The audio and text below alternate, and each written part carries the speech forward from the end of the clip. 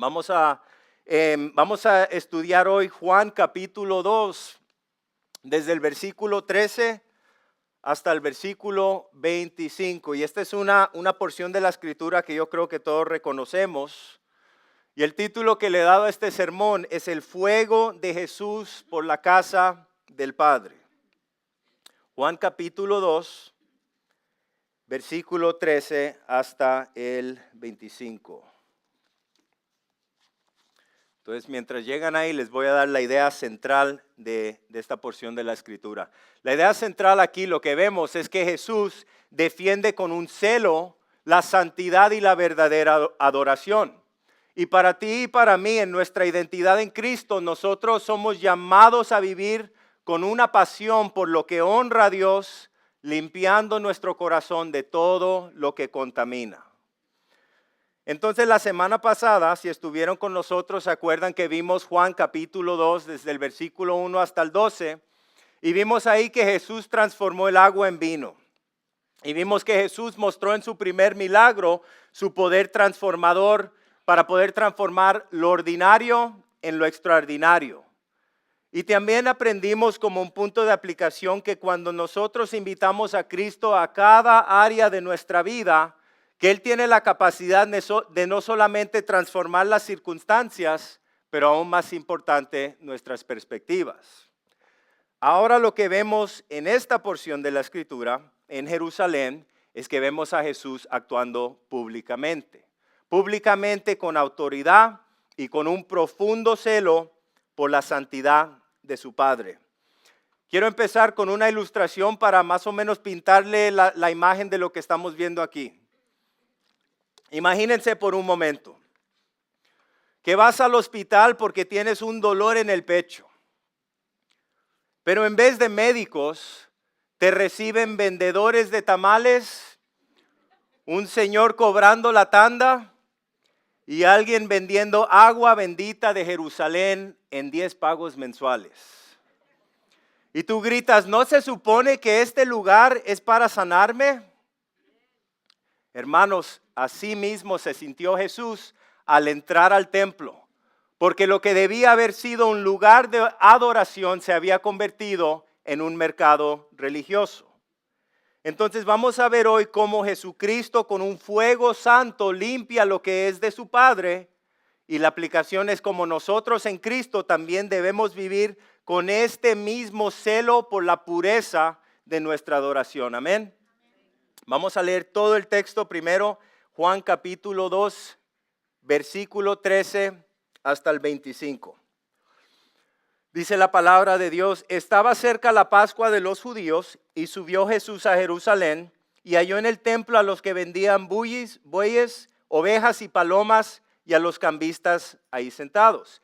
Y haciendo un azote de cuerdas, echó fuera del templo a todos y a las ovejas y los bueyes. Y esparció las monedas de los cambistas y volcó las mesas y dijo a los que vendían palomas, quita de aquí esto y no hagáis de la casa de mi Padre casa de mercado.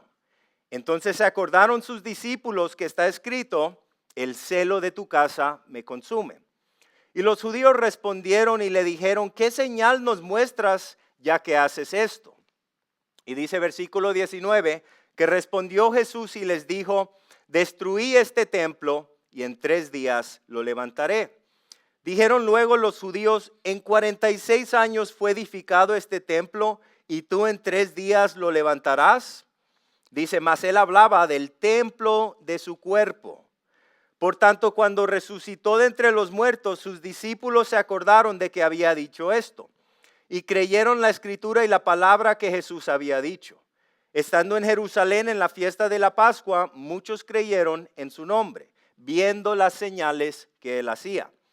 Pero dice, Jesús mismo no se fiaba de ellos porque conocía a todos y no tenía necesidad de que nadie le diese testimonio del hombre, pues él sabía lo que había en el hombre.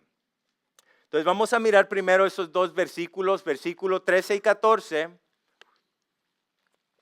Y el título por esta primera parte es La casa contaminada. Versículo 13 y 14. Empecemos ahí otra vez. Dice, estaba cerca la Pascua de los judíos y subió Jesús a Jerusalén. Y halló en el templo a los que vendían bueyes, ovejas y palomas y a los cambistas ahí sentados. Entonces, según la ley de los judíos, todo varón judío tenía que subir 3 veces al año por lo que eran las fiestas.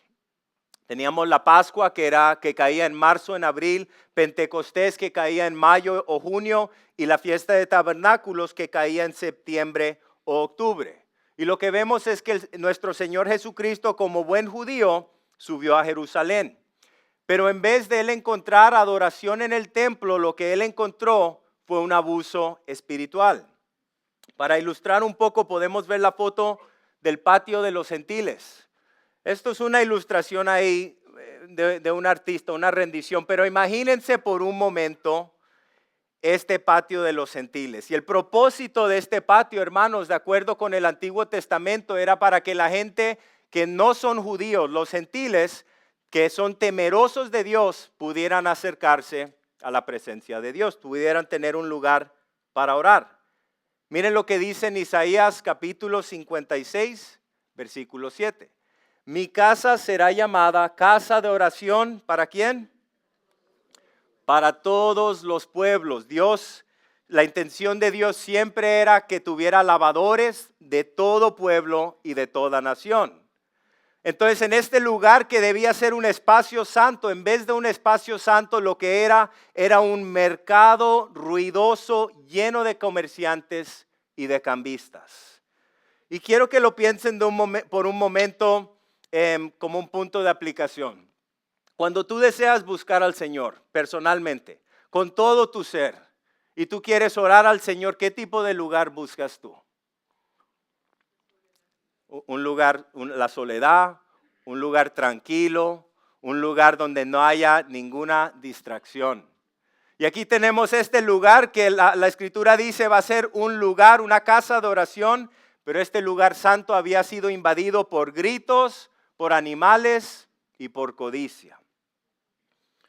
Para ilustrar, creo que esto es algo que todos vamos a entender.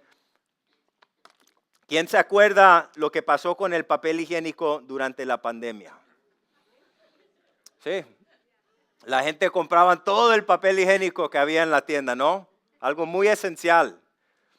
Pero también, si se acuerdan, habían personas con mala intención que compraban todo el papel higiénico para luego ir y revenderlo carísimo. ¿Sí se acuerdan de eso? Salió en las noticias varias veces. Y eso, mis hermanos, es una injusticia. Eso es gente aprovechándose de la necesidad de la gente.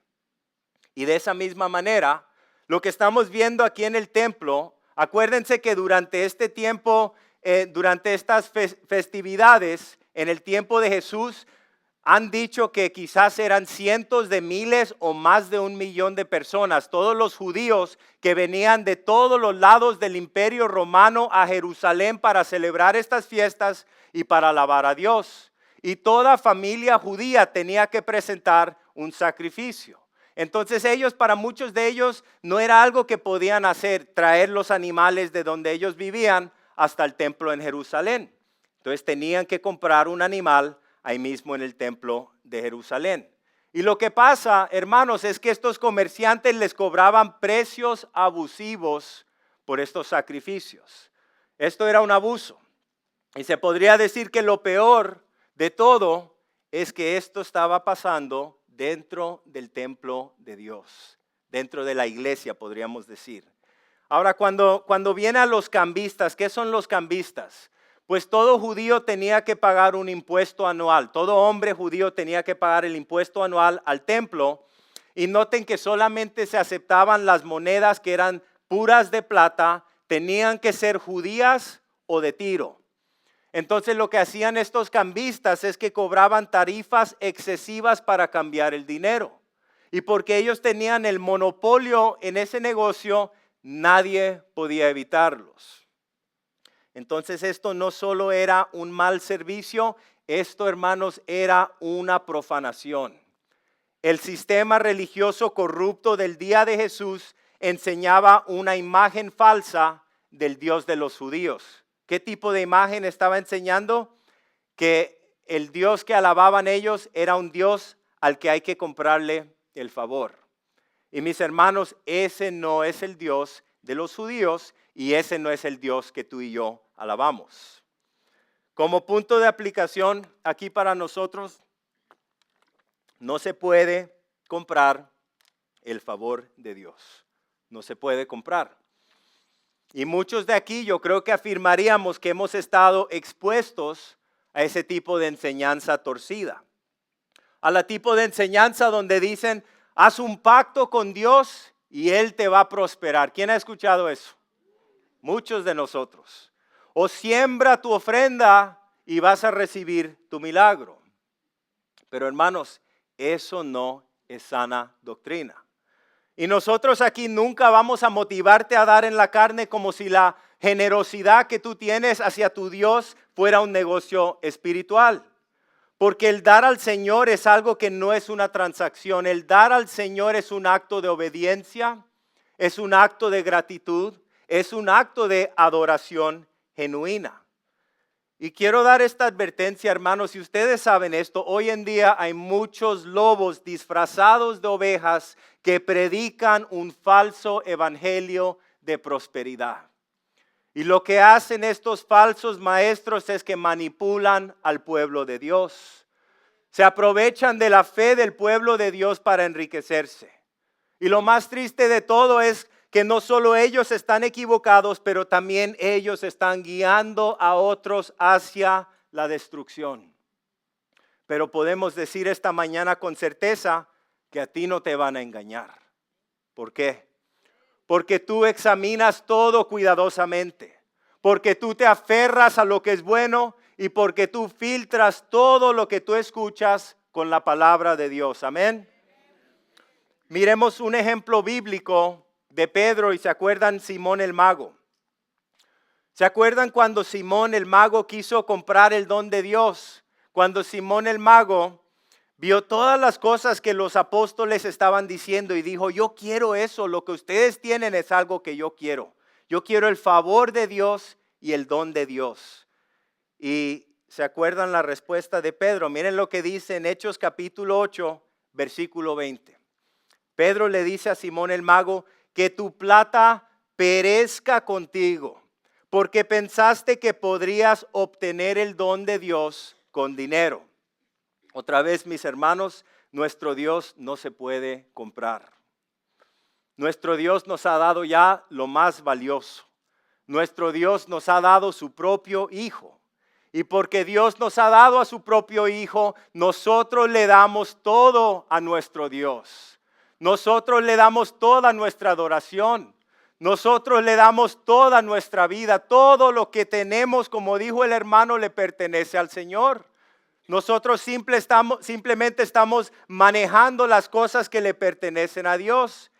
Pero le damos todo al Señor, no con la intención de negociar.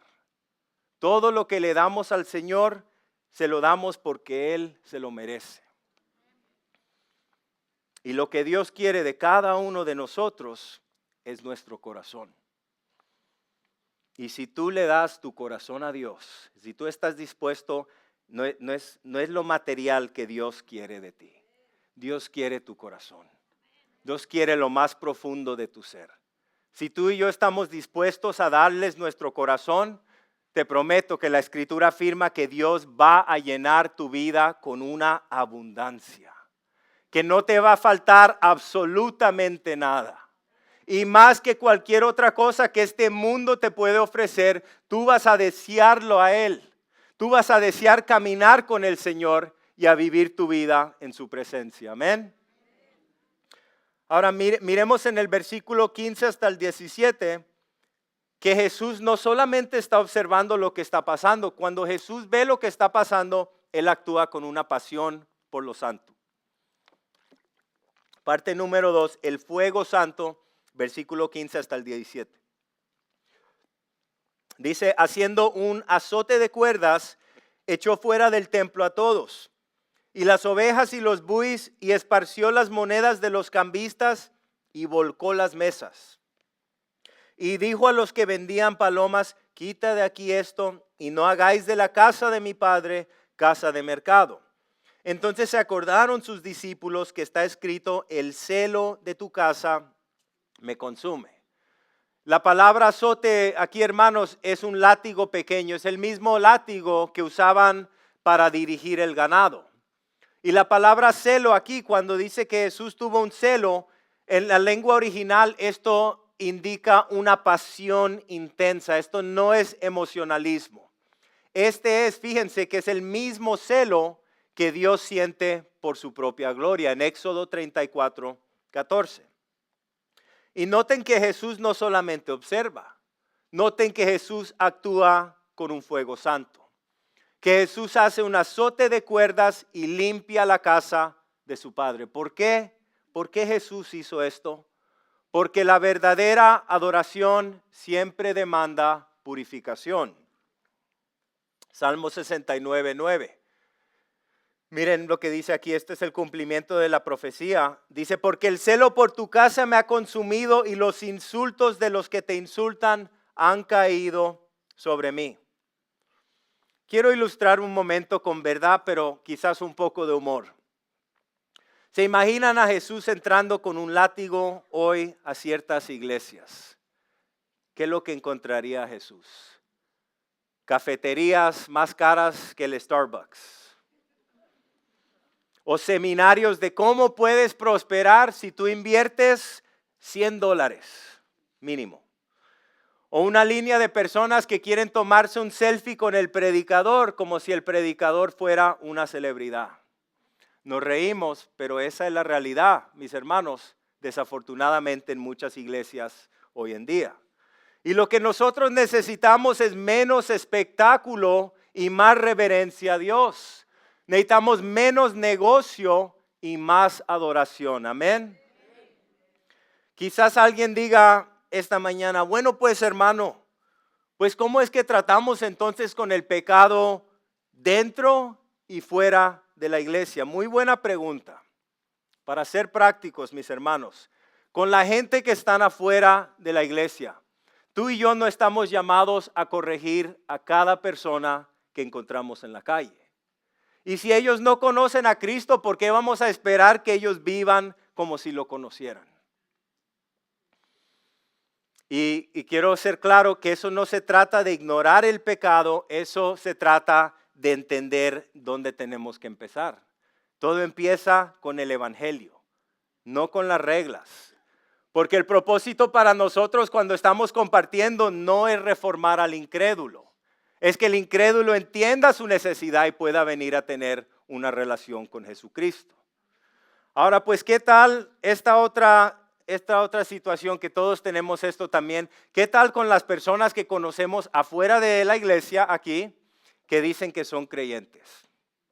Pues ahí sí nosotros, cada uno de nosotros, tenemos una responsabilidad de exhortar con amor si la vida de esa persona está deshonrando el testimonio de Cristo. ¿Y qué tal con la congregación aquí entre nosotros como familia? Aquí sí tiene que haber un celo santo. Y cuando hablamos de este celo santo, hermanos, hay una línea que hay que tener cuidado con esa línea. No es un legalismo, es una reverencia por lo que Dios ha establecido en su iglesia como santo. Como dijo el gran autor y teólogo A.W. Tozer, la iglesia que no disciplina lo santo termina domesticando el pecado. La iglesia que no disciplina lo santo termina domesticando el pecado. Hermanos, ustedes saben que yo siempre enfatizo este punto, que la iglesia es un hospital. Pero es un hospital donde la gente se recupera, se mejora y aprenden a caminar. No es un hotel de comodidad. Y todos entramos a la iglesia semana tras semana con nuestras luchas, con nuestras heridas, con batallas intensas que tenemos en nuestra vida. Y nosotros aquí no estamos para condenar a la persona que está en ese proceso. Porque cada uno de nosotros aquí estamos creciendo, estamos aprendiendo, estamos madurando en nuestra fe. Y lo que vemos en la Escritura es que Dios, como buen padre, disciplina con amor a los que son verdaderamente sus hijos. Miren lo que dice en Hebreos capítulo 12, versículo 6. Porque el Señor al que ama, disciplina y azota, esa misma palabra, azota a todo el que recibe por hijo. ¿Cuántos aquí han sido disciplinados por el Señor esta última semana? Amén. El Señor nos disciplina por santidad. El Señor es, si eres hijo de Dios, si no tienes ninguna disciplina en tu vida, te diría que necesitas escudriñar la Escritura. Porque la Escritura afirma una y otra vez que si tú eres hijo o hija de Dios, Dios no te deja desviarte mucho por mucho tiempo. Porque el Señor quiere producir la vida de Cristo adentro de ti y adentro de mí. Y el Señor tiene sus maneras de corregir y disciplinar, pero todo cristiano experimenta la disciplina del Señor, porque así es como Dios nos santifica. Así es como Dios nos purifica la vida y el corazón. Y mientras más crecemos en el Señor, más aprendemos a no resistir la disciplina de nuestro Dios, pero aprendemos a abrazar la disciplina de Dios. ¿Por qué? Porque la disciplina de Dios está produciendo en mí y en ti más de lo que realmente deseamos, es Cristo. Pues entonces, ¿qué debemos hacer nosotros como iglesia? Tú y yo tenemos el llamado a amarnos unos a otros. Tú y yo tenemos el llamado a exhortarnos y tenemos el llamado a edificarnos en el amor de Cristo. Acuérdense, hermanos, que todo es como una moneda de dos lados. Estoy tratando de presentar ambos lados. Pero también nosotros tenemos que decir con firmeza que si alguien está viviendo en pecado abierto y no quiere arrepentirse, tenemos que tener esas conversaciones difíciles. Pero que quede claro, hermanos, que nosotros no rechazamos a esa persona. Aún en sus pecados y en su resistencia a las cosas de Dios, tú y yo estamos llamados a amarlo más todavía. Pues le pregunto esto, ¿acaso, piénsenlo por un momento, siendo cristianos, acaso cuando tú y yo estamos batallando con el pecado y lidiando con cosas de la carne y del mundo, ¿en qué momento Dios nos ha dejado de amar? ¿En qué momento Dios nos ha dejado de perseguir? En ningún momento. Si acaso lo que nos trae a ti y a mí al arrepentimiento es el gran amor y la bondad de Dios, cuando vemos la manera en que el amor de Dios nos ha perseguido en toda batalla, en toda circunstancia, en todo pecado, es como lo que dijo el rey David cuando dijo que si aún hago mi cama en el Seol, aún ahí está tu Espíritu Santo.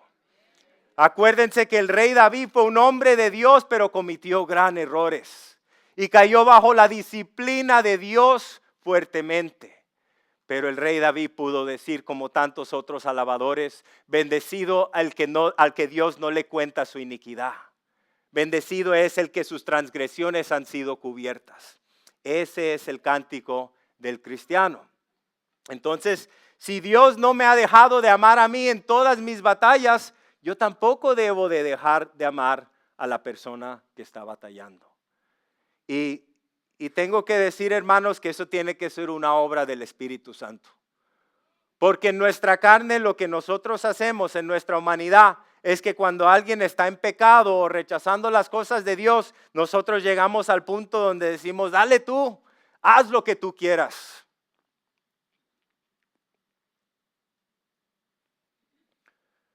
Pero toma una fuerza sobrenatural para decir que aunque quizás me aparte de esa persona en mi vida porque esa persona no es saludable para mí, yo voy a seguir amando a esa persona. Yo voy a pedirle a Dios que purifique mi corazón y que yo pueda seguir orando y ministrando cuando Dios me dé esas oportunidades. No es fácil, esto no es fácil, pero es algo que Dios requiere de cada uno de nosotros. Y todos tenemos esas situaciones difíciles en nuestra vida donde la amargura nos entra por las dificultades que tenemos muchas veces en nuestro propio hogar. Pero si quiero que Cristo pueda testificar de su gran amor y su gracia a través de mi vida, esta es una de las maneras que yo tengo que mantener mi corazón puro. Dios, yo no puedo perdonar lo que ellos están haciendo, pero quiero que tu santidad y tu justicia y tu gracia y misericordia sea revelada a través de mi vida. Límpiame, Señor, de lo que estoy sintiendo. Tú eres el juez, tú estás obrando en esta persona, los amo, pero odio lo que ellos están haciendo en su vida y el dolor que nos están causando, pero quiero seguir siendo un instrumento de justicia y de amor en las manos de mi Dios. Y eso es lo que tenemos que hacer día tras día.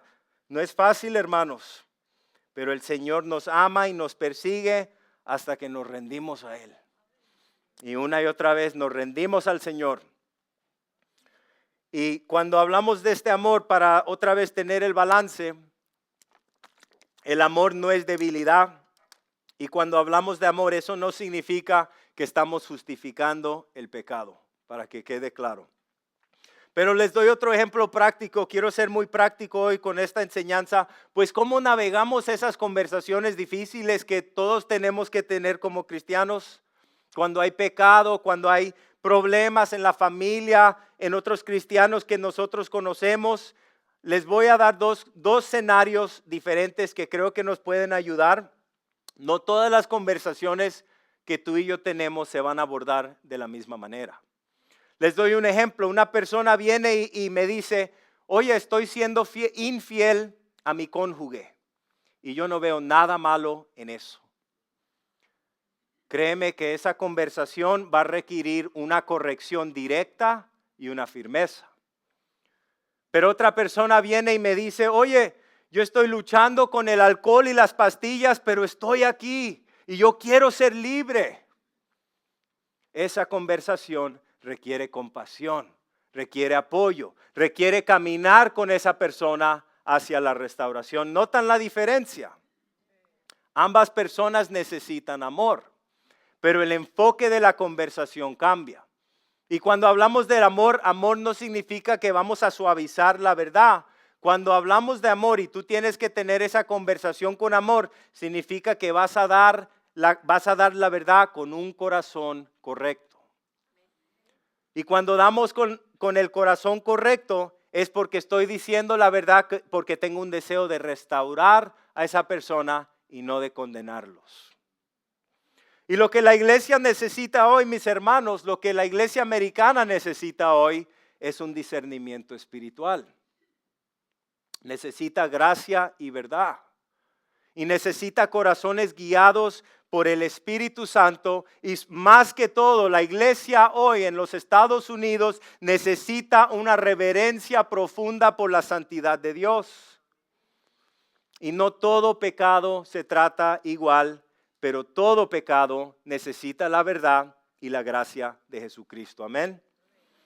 Versículo 18 hasta el 22. Vemos que los líderes no están contentos y demandan una señal.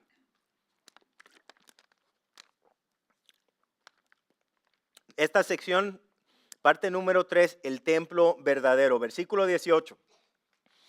Y los judíos respondieron y le dijeron, ¿qué señal nos muestras ya que haces esto?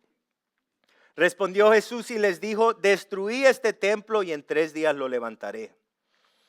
Dijeron luego los judíos, en 46 años fue edificado este templo y tú en 3 días lo levantarás. Dice, mas él hablaba del templo de su cuerpo. Por tanto, cuando resucitó de entre los muertos, sus discípulos se acordaron de que había dicho esto y creyeron la escritura y la palabra que Jesús había dicho. Entonces, ¿qué es lo que vemos aquí, hermanos? Vemos que los líderes judíos exigieron una señal, como diciéndole a Jesús, ¿quién te dio la autoridad para limpiar el templo así? Y vemos que Jesús le responde con un mensaje con doble sentido cuando dice, destruyan este templo y en 3 días lo levantaré. Y ellos seguro que pensaron, él quiere reconstruir en 3 días lo que tardó 46 años en edificar. Pero entendemos, hermanos, que Jesús no estaba hablando de un edificio. Jesús estaba hablando de sí mismo. Jesús estaba diciendo que su cuerpo es el verdadero templo. Y lo que Jesús le estaba diciendo a esta gente en la religión judía es que les estaba diciendo que la presencia de Dios ya no está limitada a un edificio. La presencia de Dios está encarnada en Cristo. Y yo creo que se nos hace un poco difícil comprenderlo de la manera y la intensidad y el efecto que esto tendría en los oyentes en ese día. Porque en ese día, acuérdense que para los judíos, para ellos poder experimentar la presencia de Dios, ellos iban al templo. Porque la palabra dice que la gloria de Dios reposaba en el templo, en el lugar más santo. Entonces venían de toda parte del imperio romano para poder entrar a ese lugar. Y esto es un cambio radical de perspectiva o de paradigma para los judíos cuando les está diciendo a ellos, ya no tienen que venir a este edificio. Yo soy el templo de Dios. La presencia de Dios, todo Dios poderoso, mora completamente en Cristo Jesús.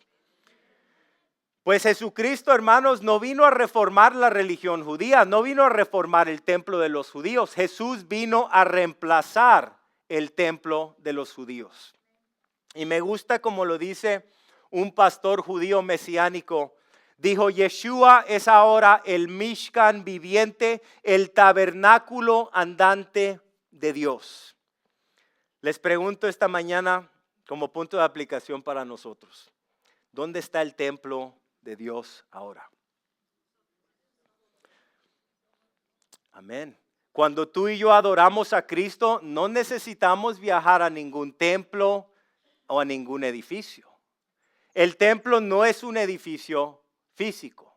Vemos dos cosas. Uno, Cristo está diciendo, el templo soy yo y Cristo vive en cada uno de ustedes que han recibido a Cristo como su Salvador. Pero estoy casi seguro de que alguien por ahí está pensando, bueno, el hermano acaba de decir que ya no hay que venir a la iglesia, gloria a Dios. Este próximo domingo me quedo en mis pijamas en la casa. Eso no es lo que estoy diciendo. No estoy hablando de dejar de congregarnos aquí ni ignorar el servicio dominical. Lo que estoy diciendo, hermanos, es que tú puedes adorar a Cristo todos los días de la semana sin ninguna excepción, en tu carro, en el baño, en tu trabajo, en donde sea. Cristo mora en ti, tú eres el templo de Dios.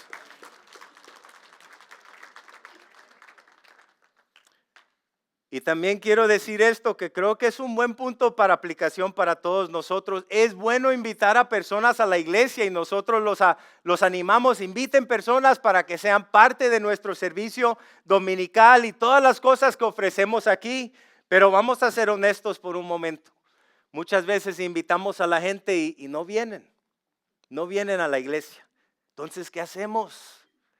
Si tú eres la iglesia de Dios, tú eres el templo de Dios, donde tú vas, Cristo va contigo. ¿Qué estamos diciendo? Llévale la iglesia a donde la gente está. Y eso no significa, vamos a tener un servicio y vamos a hacer todas las cosas que hacemos en nuestro servicio dominical. Lo que estoy diciendo cuando digo eso, es que tenemos que ser como Pablo. En 1 Corintios 9, versículo 21, Pablo estaba hablando de la manera en que él se relacionaba con diferentes personas.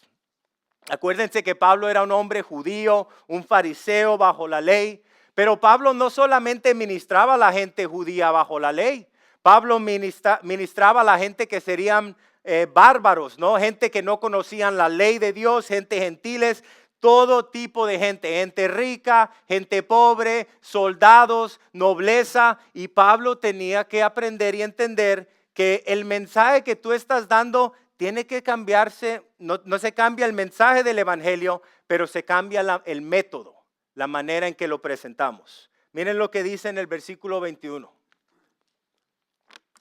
Dice Pablo, a los que están sin la ley, como sin la ley, aunque no estoy sin la ley de Dios, sino bajo la ley de Cristo, para ganar a los que están sin la ley.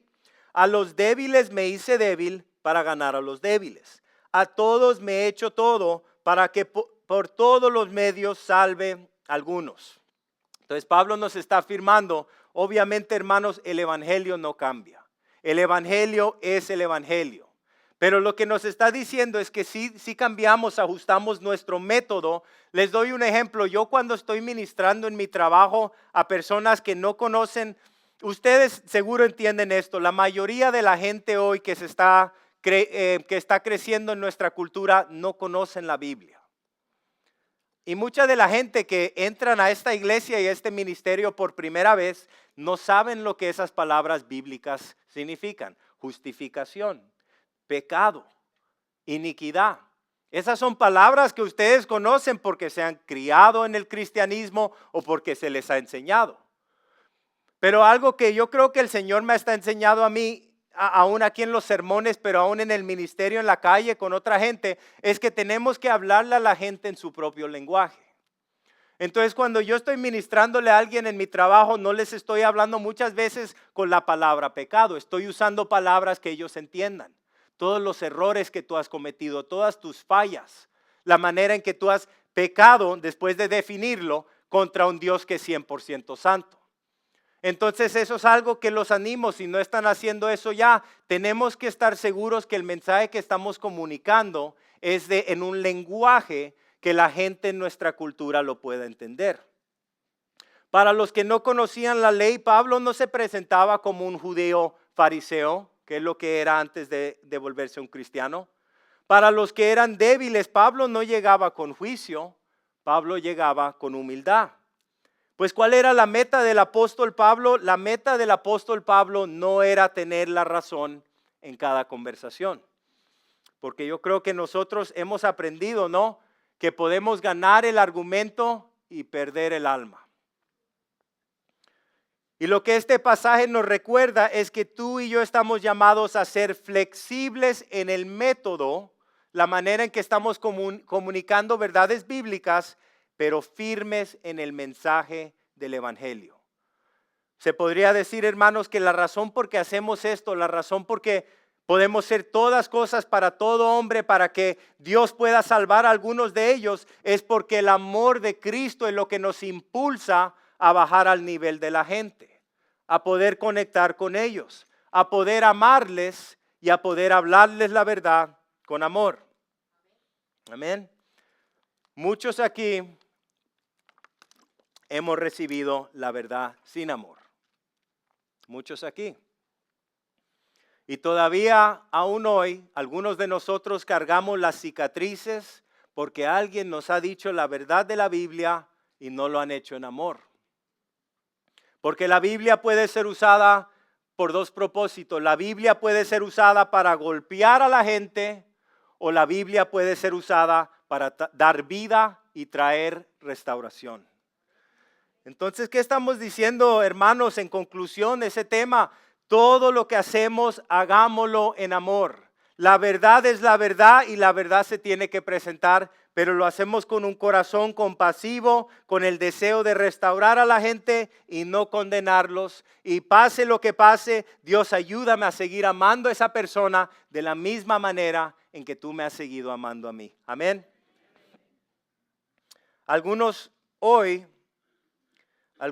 quizás viven como si su conexión con Dios dependiera del templo físico. Pero quiero que pensemos esto esta mañana. ¿Qué pasaría hoy si la iglesia cerrara? Si no pudiéramos venir al servicio el próximo domingo. Yo los extrañaría mucho a todos ustedes, pero les aseguro que yo seguiría adorando en mi casa.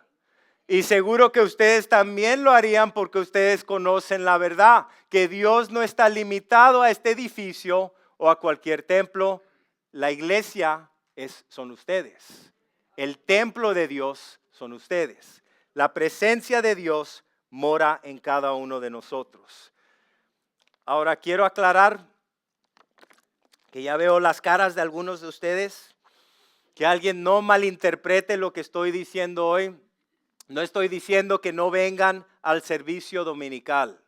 Lo que estoy diciendo es lo mismo que Jesús le dijo a la mujer samaritana, Juan capítulo 4, versículo 23, cuando dijo, la hora viene y ahora es cuando los verdaderos adoradores adorarán al Padre en espíritu y en verdad.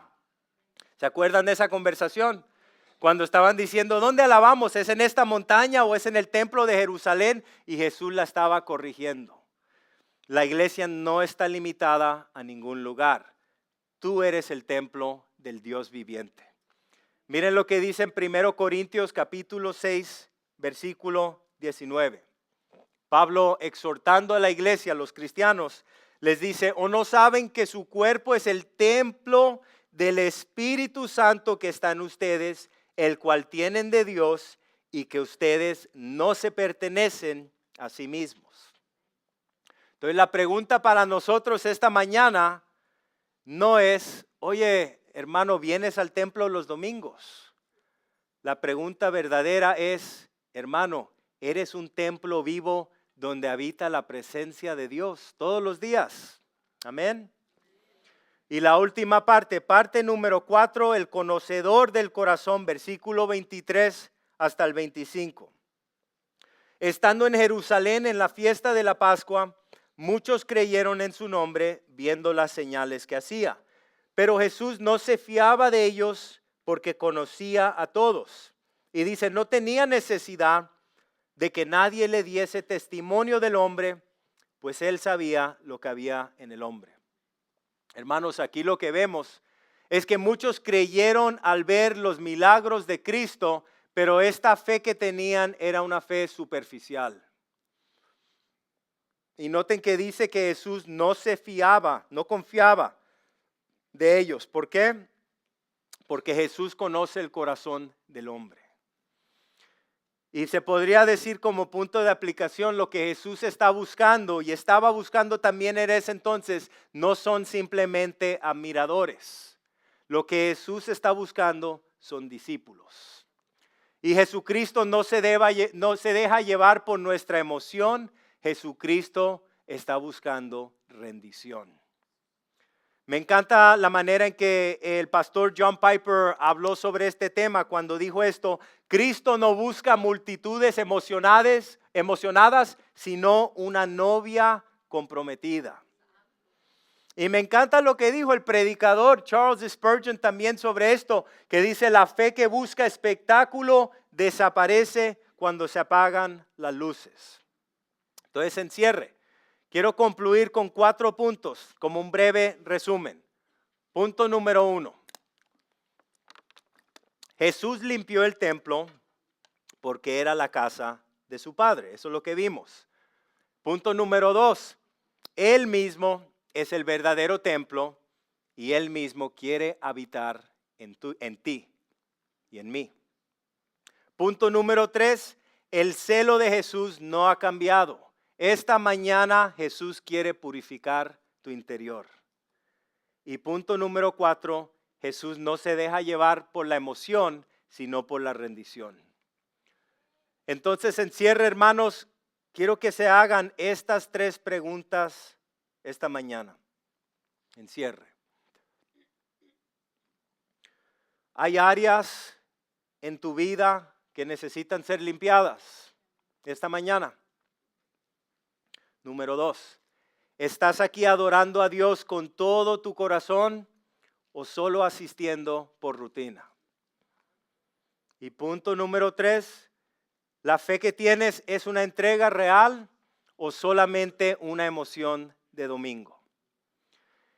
Y si esta mañana necesitas que nuestro Señor limpie tu templo del interior, ábrele la puerta de tu corazón.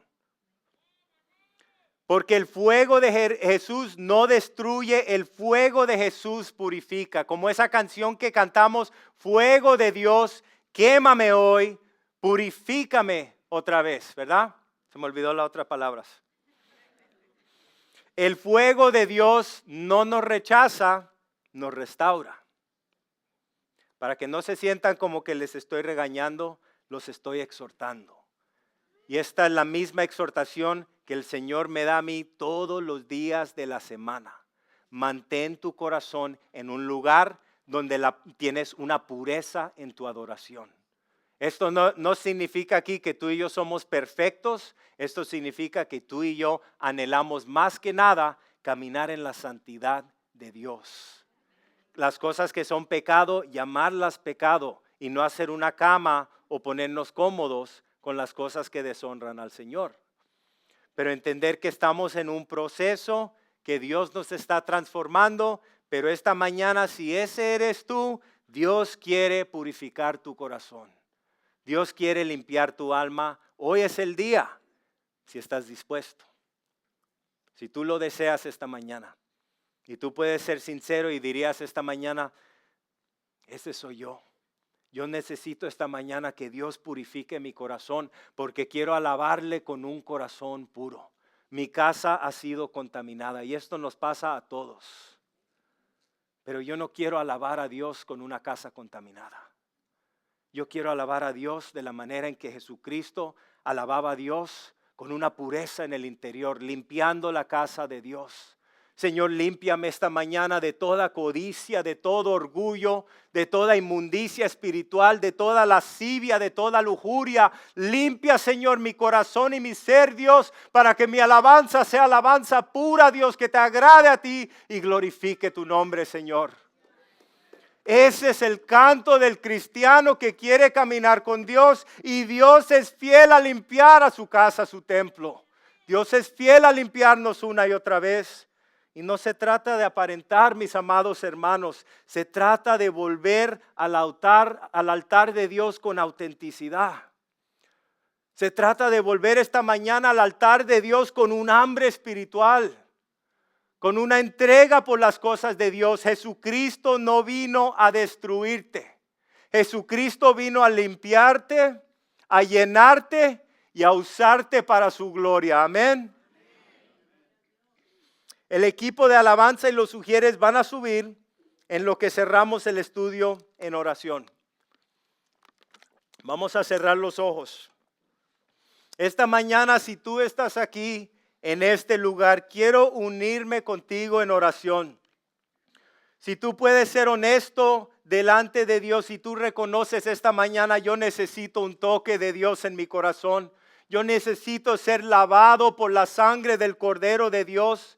Si ese eres tú esta mañana, levanta tu mano como un acto de fe y dile a Dios, Señor, aquí estoy, limpia mi corazón. Quiero unirme con ustedes en oración. Señor, esta mañana te damos gracias por tu palabra, Señor, que nos santifica, Señor, por tu verdad que nos corrige y nos restaura en ti. Por tu gran amor y tu gracia y tu favor en nuestra vida. Es favor inmerecido, pero gracias Dios que Cristo es revelado a través de la pureza de nuestra alabanza. Señor, esta mañana venimos a ti, Señor, con brazos abiertos, Señor, con un corazón listo para recibir de ti. Y te pedimos, Dios, que esta mañana nos limpies de toda inmundicia espiritual. Te pedimos, Señor, que nos limpies de todo orgullo.